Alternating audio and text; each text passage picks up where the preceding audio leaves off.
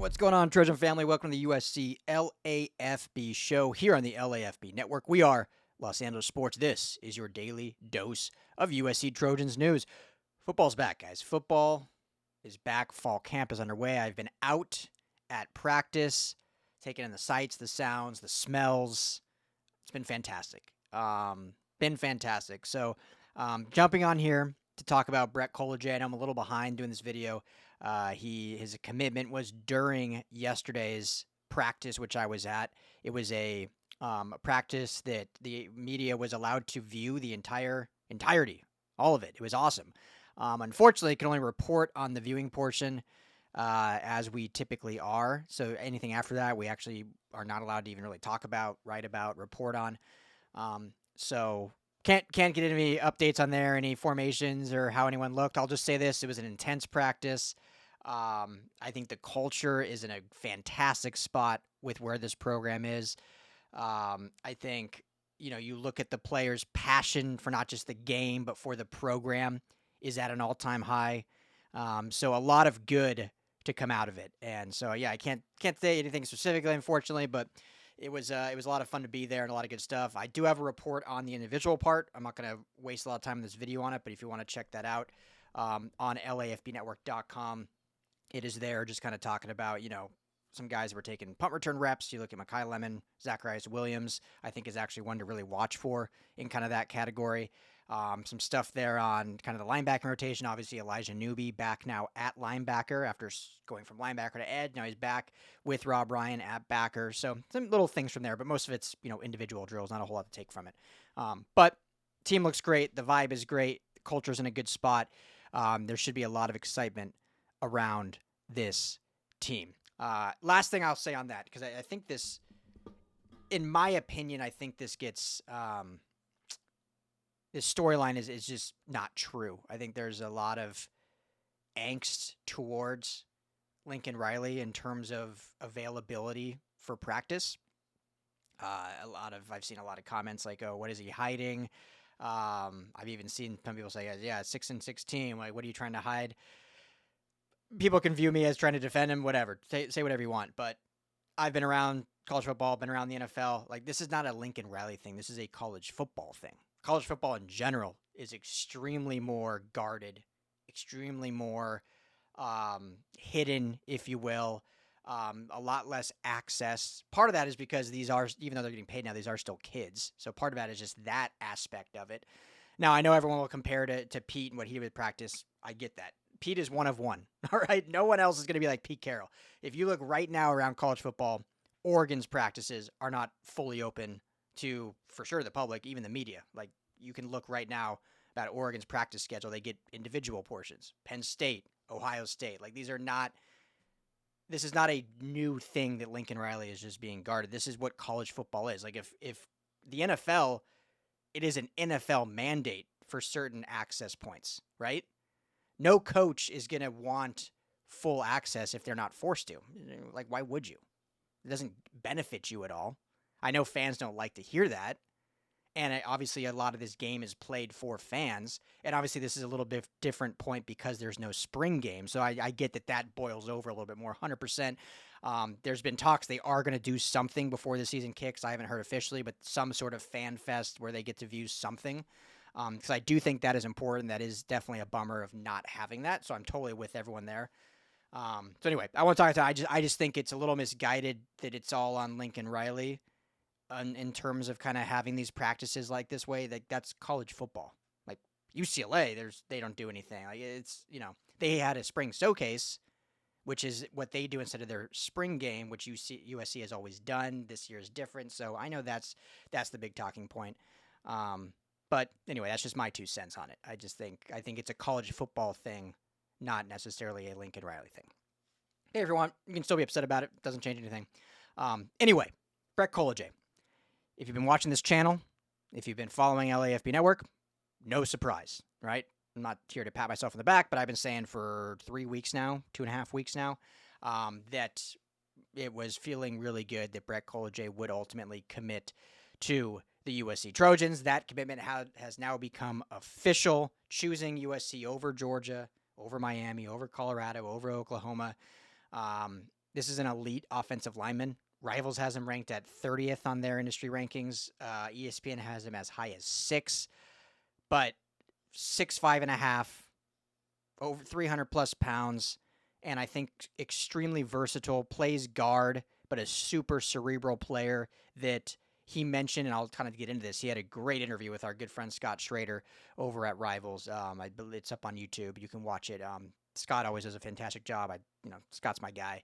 But great interview there and a lot of insight. And, he talked about Breck, that is, his smarts for the game, his football IQ, and the fact that playing guard at IMG last year, he was the one that called out the checks and the plays from the guard position. So certainly can play center. We'll see what USC intends to actually use him as, but it would not shock me if he starts at guard and ends up sliding into center early in his career to kind of be that future center on the team. So I'll get more into that. He now, as we've said many times, is the 7th offensive lineman in this class. Huge number, but fantastic in terms of what they're getting out of these guys. You got 3 tackles, 4 interior guys. The tackles, obviously, Kenai Pepe, Vlad Diakonov, and Chase Denise. Chase Denise, let me just say this really quick. Chase Denise is an under-the-radar guy who's going to kind of be like the Elijah Vicona of this 2025 class. Elijah Vicona was like a 3-star. He is a mountain, guys. I've seen him out at practice. He is enormous and already drawing rave reviews from the coaching staff as a freshman. So I think Chase Denise has a similar skill set, big body dude, kind of underrated, flew under the radar. But I think he's going to surprise a lot of people. And even if he finishes as a 3-star guy, when he gets to campus and gets to USC, I think everyone's going to be like, where did this guy come from? This guy's a pretty dang good tackle. How did he fly under so many radar?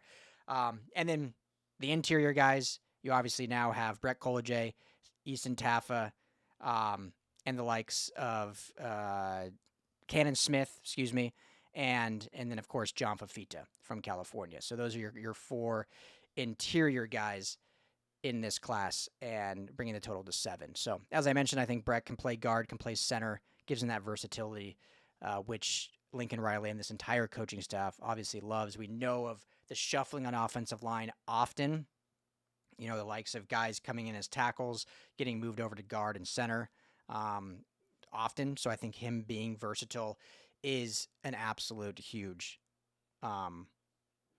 position to be in. So lastly, I'll just say, when you watch that interview with Scott, these young men, these are young kids. I mean, he's 17 years old going into his senior season. And then we see talking even on the college campus, on USC, these young men that are 18, 19, 20, 21, it's a new thing. A lot of them speaking to the media. I don't think I wouldn't have been good at it as a college person back in my days at Long Beach State, if I had to talk to the media all the time. And, a lot of them, I will say this, they're not, it's not that they're not good. It's just, you can tell there's, nerves or even when they're giving their answers, it's kind of robotic and kind of, it feels taught and instructed of okay, here's a safe answer. We stay away from this kind of thing.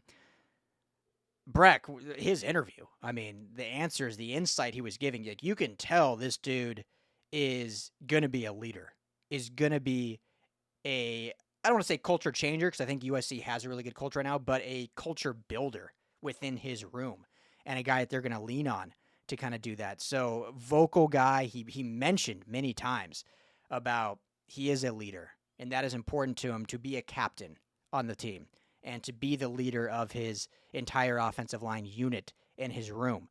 And he talked about why he chose USC, aside from the connections with I've documented a ton, so I won't say that anymore. Aside from the connections, aside from the coaching staff, obviously he built a great relationship with Coach Zach Hansen, had a great one-on-one with head coach Lincoln Riley down at his house. His official visit, as everyone knows, was just him and Mark Bowman, so a super intimate official visit. He was able to play golf with Lincoln Riley and Zach Hansen, and he said that was just an awesome experience at, beautiful Terradea in Palos Verdes. I mean, it doesn't get much better than that. Aside from that, Chad Bowden being, he said, an elite recruiter. He was really the focal point of changing his recruitment, getting involved, getting him offered, and USC really shooting to the forefront. Aside from all that, he said that one of the big factors for him was being a part of something bigger than himself. And we've heard a lot of recruits talk about that, right? And specifically in this class, like putting USC back to where USC should be. And it starts this year. It starts with this 25 class, 24, 23 class, the guys that are in the program now. But then this 26 class is kind of going to be the foundation to springboard it to the next level that it'll never hopefully leave from again. Like you'll never have that down year again. Last year was the last down year. Now this year is your production year, 8, 9, 10 wins. Next year is your, hey, natty aspirations from here on out.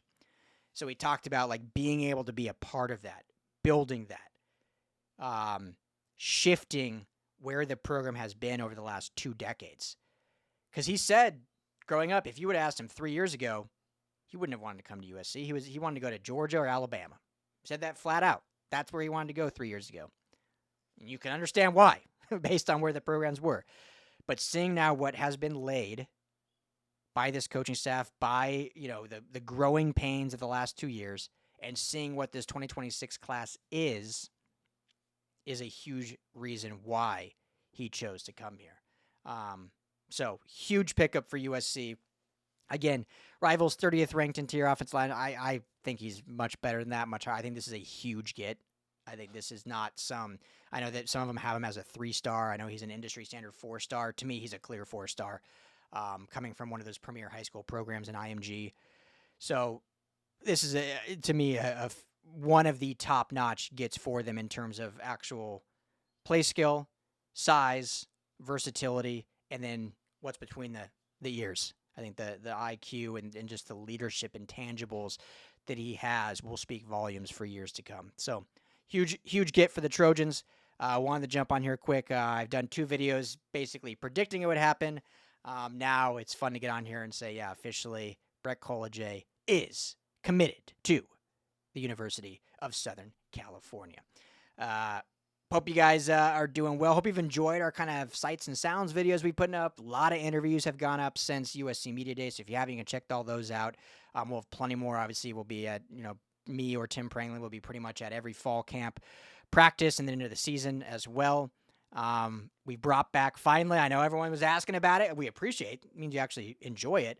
Brought back the call-in show officially every Wednesday, 7 p.m. Come hang out with us on the USC LAFB YouTube channel for our live call-in show. We want more calls coming in, so come and hang out there. Coach is going to be back here soon. Obviously, he's coaching high school ball down at Jordan, but he'll be kind of jumping back on the mic with Madman. We'll figure out kind of how that all looks, but a lot of USC content every single day, hopefully, here on the USC LAFB YouTube channel, but also on LAFBnetwork.com in written format and photo gallery format, as we'll have that all for you. So make sure, hit that like and subscribe if you have not already. Become a member if you want to help support LAFB, but also part of your membership is going to be donated to youth sport initiatives right here in Los Angeles. You can certainly help a good cause as well. Thank you guys, as always. This is the USC LAFB show on the LAFB Network. I'm Ryan Dyrud. As always, fight on.